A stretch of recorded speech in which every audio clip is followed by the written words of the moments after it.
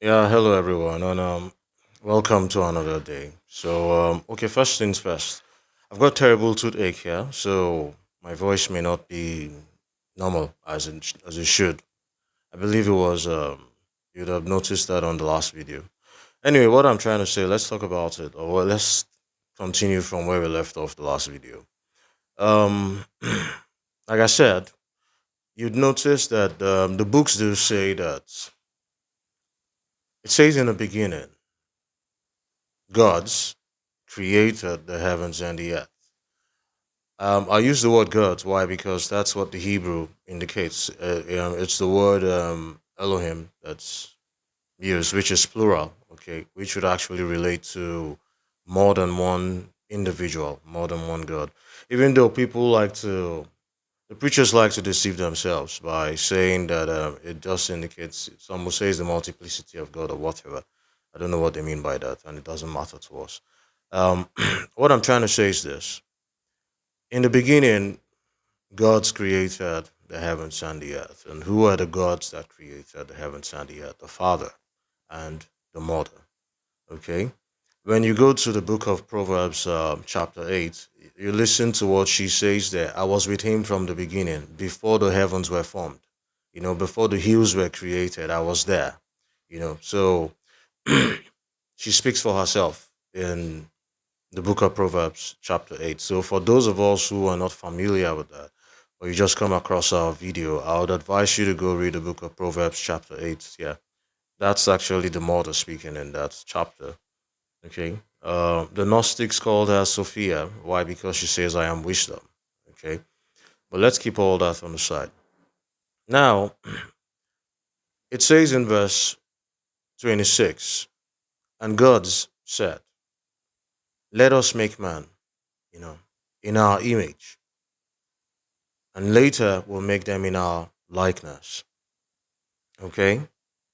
And like I said, you'd notice when you study the creation of the animals, the beasts of the field, okay, and then the fish, the creatures in the seas, you'd notice that they made different kinds of beasts, you understand, and they made different kinds of creatures that fill the sea.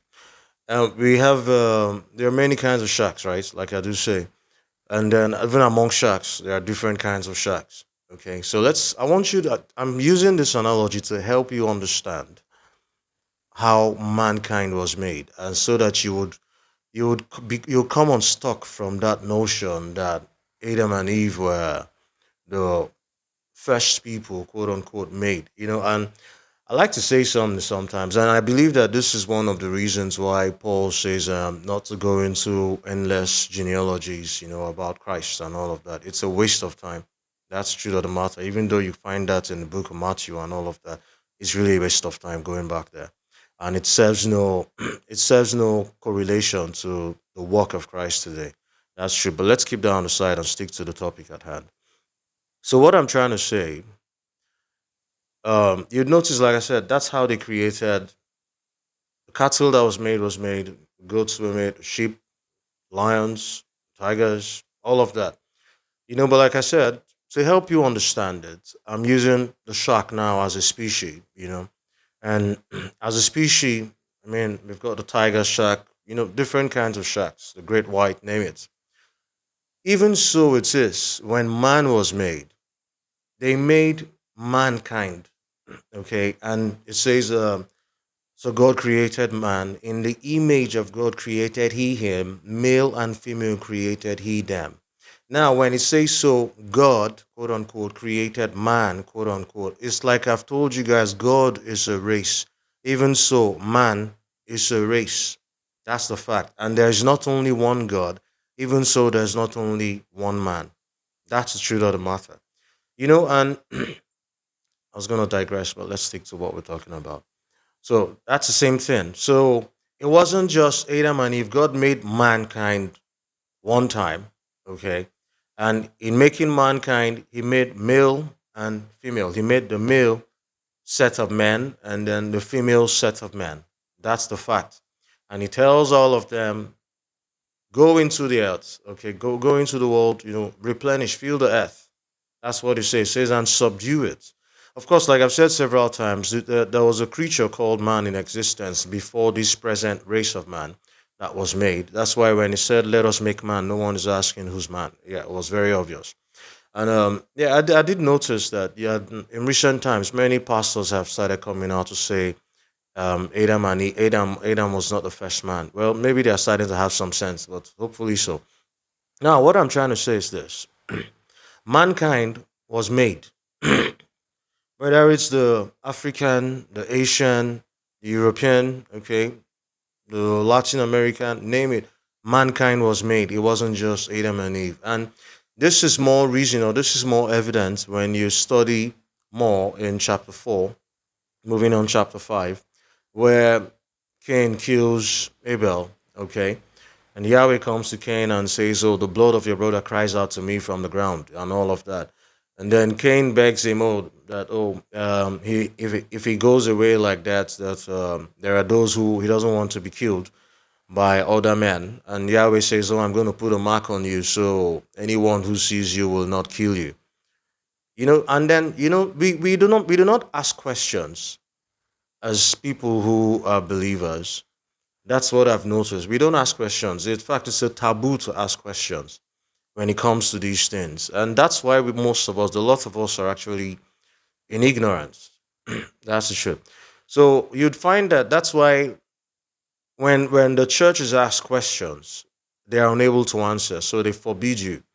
So Cain goes, and the Bible says, so Cain got married, and he had wives and had children. Who did he get married to? Like I said, the preachers will come and tell you that Adam and Eve must have had daughters, but because it was a patriarchal society, they were not listed and all of that. Long stories. Anyway, let's keep that on the side. That doesn't apply to us, but I just thought that I'd redo that again because when I watched the last video, I said, "Oh, my voice sounds terrible in it." Like I did say, yeah, I'm still having that. It's just on this end here. It was a bit swollen, but much better now. So what I'm trying to say is this. That's why I did a recap on that. But what I really want us to talk about now is something that will help you guys understand the world that we live in much better. In the book of Ephesians, Paul talks about the prince of the power of the air, right? And he's referring to Yahweh there. That's the prince of the power of the air. And, sometimes when I make these videos, I think and I'm like, oh gosh, these guys who are just churchgoers, when they just see a video that talks about God, they've not listened to you. They just go and they like your video and all of that. Then when they hear the truth, they run away. And I'm like, oh well, it's not for them. And personally, I really do not care. We cannot cater to the lot of everyone, so that's it. So back to what we're saying. Paul talks about the prince of the power of the air. What does he mean by the power of the air?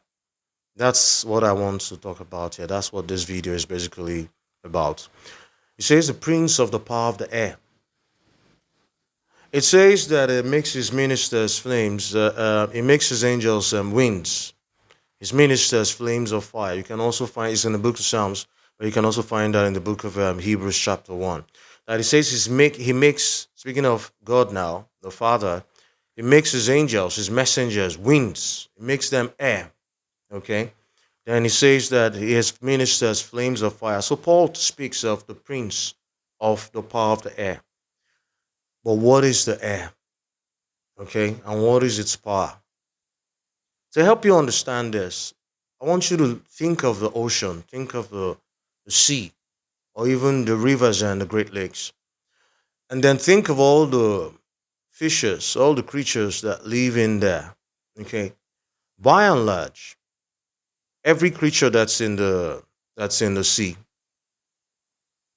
they themselves, the creatures in the sea, the fishes in the sea, they are not even aware that they live in water. I'm going somewhere. I want you to just follow my train of thought. The fish in the sea is not aware that it lives in water, but it's accustomed to it. Its movements is fluid it moves with the rhythm of the and the currents of the ocean and the rivers and the lakes, but they do not know that they are in a lake. It's the same thing with us humans.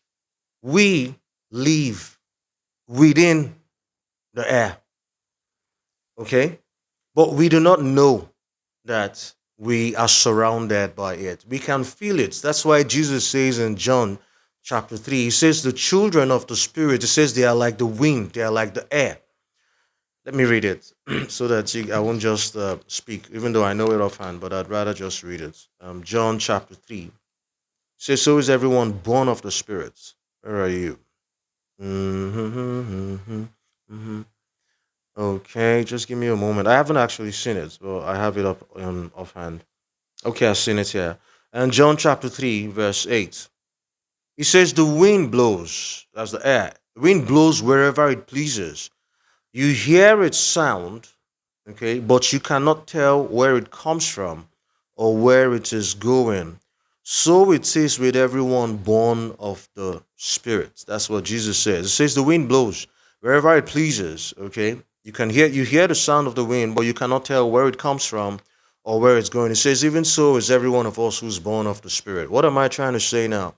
We humans, just as the fishes are in water, okay, we are in air, we are in spirits, we are surrounded by a cloud of witnesses, and this cloud of witnesses are to us as the air, are to us as the wind that blows.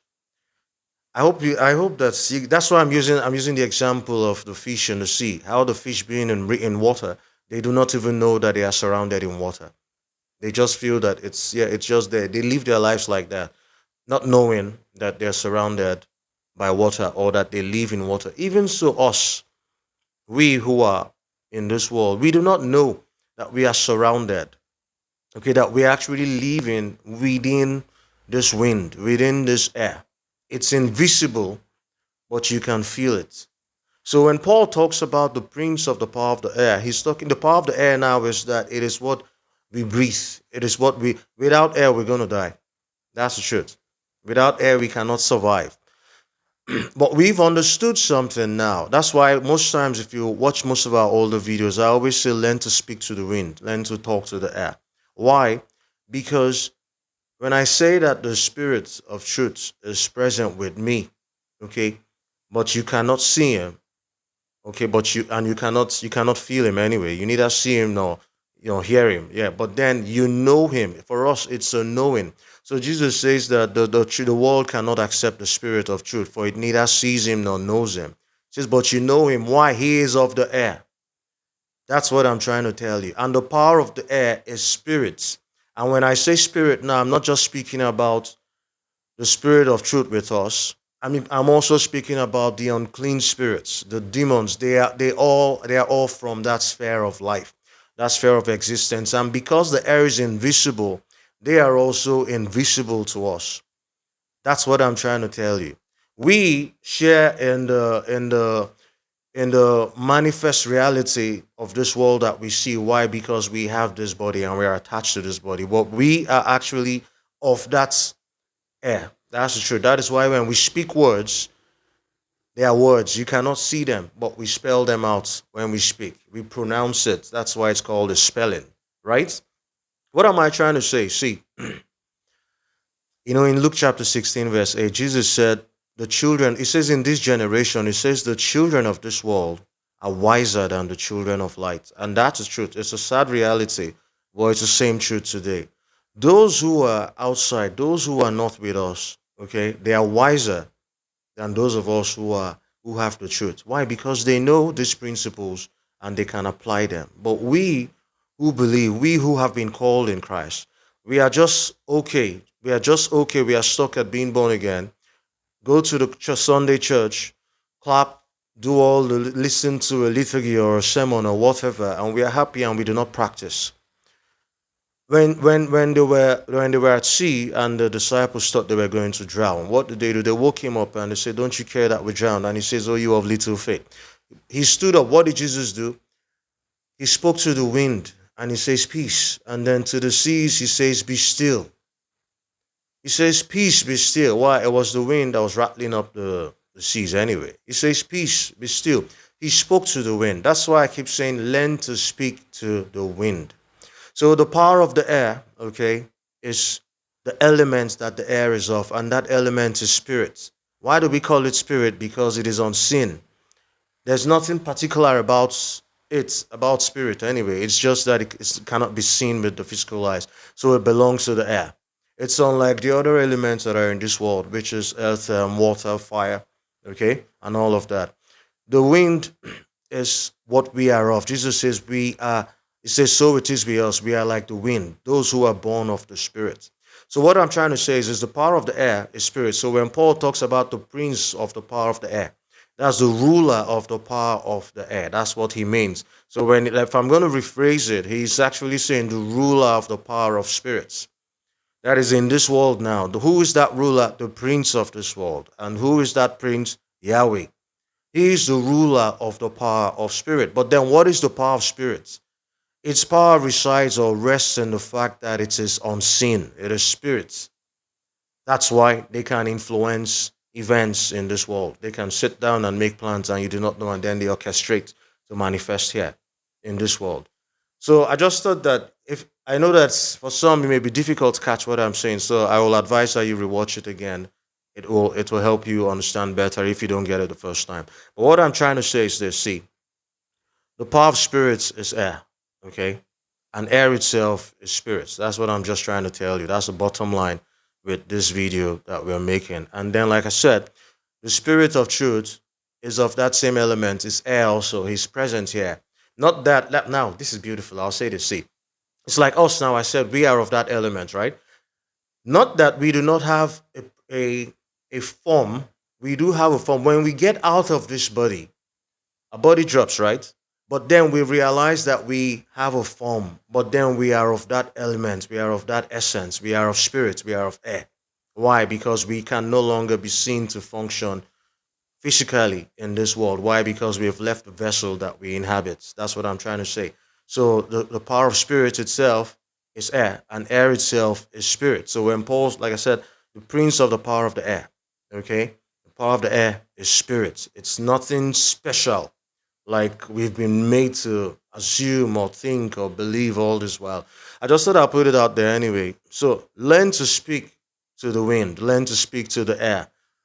You can't see where it comes from or where it's going, but you can feel it. It's the same thing. When you start to speak these words, you will start to feel or and realize the manifestation of your words.